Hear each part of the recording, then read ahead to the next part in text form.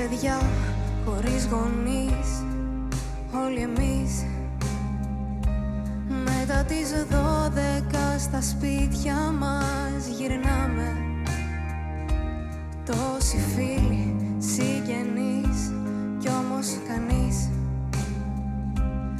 Ένα τηλέφωνο να μάθει πως περνάμε.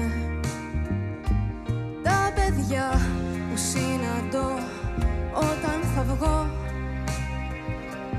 έχουν παράπονα που μοιάζουν στα δικά μου.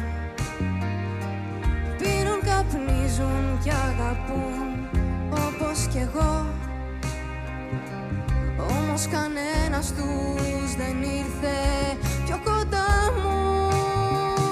Γι' αυτό κι εγώ θα κοιμηθώ με το παράθυρο ανοιχτό, να μετρηθώ με τη ζωή που μου έχει μείνει. Γι' αυτό κι εγώ θα κοιμηθώ κι όταν ξυπνήσω πριν ντυθώ θα νικηθώ με ένα καφέ και μια σπιρίνη.